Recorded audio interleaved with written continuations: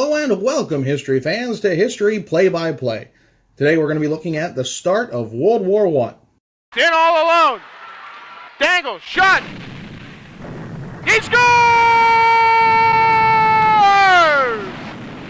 So, the causes of World War I are the main reasons that are taught in almost every classroom. Militarism, alliances, imperialism, and nationalism. And I will have a video for every single one of those explaining what that means. But that's not why World War I starts. That's the cause for it. Well, you might be wondering, well, what's the difference? Well, the causes are the environment that makes this happen. Just like in a fire, you need air, fuel, and a spark. Well, the causes are the air and the fuel and how that's there and why this bigger thing has to happen sooner or later. The spark is what makes it happen right now. And so the main reasons are the cause for the war, and the spark is the assassination of the Archduke Franz Ferdinand. And you can apply this idea to almost any war in world history, really. So who is the Archduke? Archduke Franz Ferdinand is next in line for the throne of Austria-Hungary. And his father, King Joseph, is 84 years old at this point. They know that Ferdinand is going to be on the throne some point soon. So he is not well liked. There's a lot of problems with his character and his history. But overall, he actually is rather understanding. He talks about having a league of friendship among these Central European nations within the Austro-Hungarian Empire. The Empire of Austria-Hungary is cobbled together of many ethnic groups throughout Central Europe. And he even talks about having ways to divide more power. However, that doesn't stop him from being assassinated. Serbia is the key player in all of this. Serbia had spent about 400 years being oppressed by the Ottoman Empire. It had been under that yoke for far too long, and has been free for about a century at this point. It had fought wars against the Ottoman Empire in order to maintain its freedom, called the Balkan Wars, trying to free other states around it. And so Serbia as a country is rather touchy about its independence. It definitely wants to make sure that it maintains that independence and doesn't get swallowed back up into any empire. Now, one group that is dedicated to that is a terrorist group known as the Black Hand. The Black Hand wants a unified Slavic nation. They want all the ethnic group of the Slavs together in one place under one kingdom, one empire. And they know that they need to get pieces away from Austria-Hungary in order to make that happen. The person at the center of all that is Gavrilo Princip. I'm sure I am mispronouncing that. I have heard many different ways. Forgive me. I'm American. So, Princip is a 19-year-old Bosnian Serb. He grew up very poor. He was radicalized. And he does believe in this pan-Slavic nation.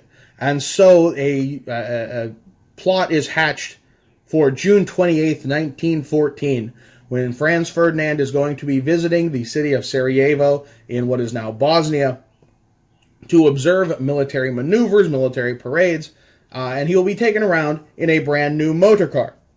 That's a key point, because the Ford Motor Company has been around just over 10 years at this point. So not many people really know how to drive a car, and even if you have training, you're probably not going to be really great at it.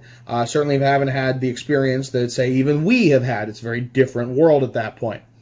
So 6 people are sent by the Black Hand to go to the Archduke's visit to Sarajevo. And as he is driving down Applequay, a road through Sarajevo, Nedjeljko Kabrinović would start out by throwing a bomb at the Archduke's car.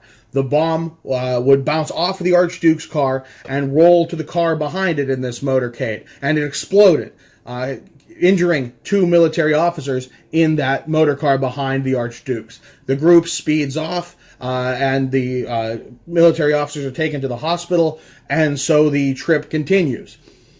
Kabrinović knows that the jig is up, and so he jumps into the river and he bites down on a cyanide capsule. What he doesn't realize is that it's the dry season and the river is just 4 inches deep. And what he also doesn't know is that his cyanide capsule is well past its expiration date and not well mixed, and it only begins to make him vomit profusely rather than killing him instantly, as per the point of cyanide. So he is dragged out of the river and beaten within an inch of his life while he is vomiting profusely from this cyanide capsule. Not exactly the best end. Everyone expects that, well, that's it, game over, and the Black Hand disperse. The Archduke, meanwhile, is carried on to the mayor, where he gets the key to the city, and a big speech goes on. And the Archduke kind of cracks. He actually has a moment where, what good are your speeches? I come to Sarajevo on a visit, and I get bombs thrown at me. It's outrageous. And his wife, Sophie's, no, Archduke, we're royalty. You must maintain your composure. You're right. Thank you for the key to the city, mayor. And they continue with their basic things. Meanwhile, Gavrilo Princip, who I said is the heart of this story, ends up going to Schiller's Delicatessen, just a block away, and decides to have a cheese sandwich at Schiller's. While this is happening, the Archduke gets back in the car, and instead of going back along the full schedule that they had planned, they decide to go and see those officers at the hospital. When they do this, the driver makes a wrong turn. He turns too early, and then another passenger in the car begins ranting and raving. This Austrian general yelling at this driver that you're doing this wrong. Back up, get back on the main way, rather than say just rerouting through things. GPS wasn't a thing, and so the guy in the car is panicking, trying to get the car into the right gear, trying to get it into reverse, and he can't seem to do it. Well, where they stopped was directly in front of Schiller's Delicatessen. You can see it on the map there. Schiller's is mapped on there. Now, the point of this, if you had this in a movie, I probably wouldn't believe it. It's that ridiculous.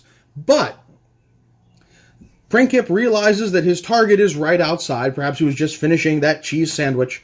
And he walks out, and he draws his pistol, and he shoots the Archduke. It passes through the Archduke and into his wife, Sophie. And the Archduke's last words are, "No, Sophie, you must live for our children." But it's too late. Both will die. And when that happens, Austria-Hungary gives a series of demands. And, well, you don't need to know all the demands. But there's a lot about destroying any anti-Austro-Hungarian propaganda and the groups that push this propaganda. And the big sticking point in all of this is to institute a judicial inquiry against every participant in the conspiracy of the 28th of June who may be found in Serbian territory.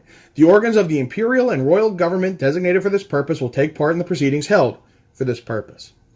Saying that Austria-Hungary wants to have an investigation of everyone involved. They are going to go into Serbia and capture and question all of those people to hold an inquiry. Serbia sees this as directly infringing on their rights as a nation. And so Serbia says, we can't do this and all the other things involved. We will cease to be an independent country. And that's something they're already touchy about. So Austria-Hungary declares war on Serbia. And when that happens, Serbia had a secret alliance with Russia. Russia believed that they needed to be protected as fellow Slavs. And so, when that happens, that triggers the alliances of Europe. And so you get a string of events where all of these nations around the world become involved in this war. Eventually, it settles down to the Allied powers and the Central powers. And unfortunately, the Triple Alliance does not become the Allied powers because sometimes historians are terrible. The Central powers, Germany, Austria-Hungary, Bulgaria, and the Ottoman Empire are essentially it. Italy would decide not to join the war. They said that the Triple Alliance was for defense, and Germany and Austria-Hungary were acting on offense, and so they refused to join.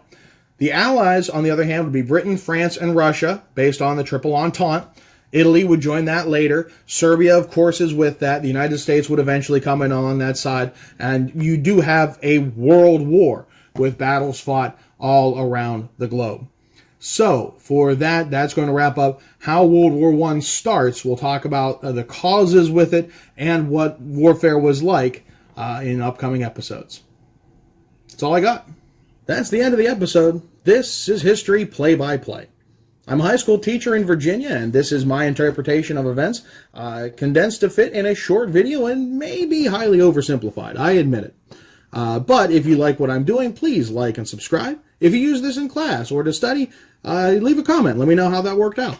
And if you can figure out how this episode's jersey relates to the content in the video, you can go ahead and tell me in the comments for extra credit. I'm John Baranowski. Thank you for watching.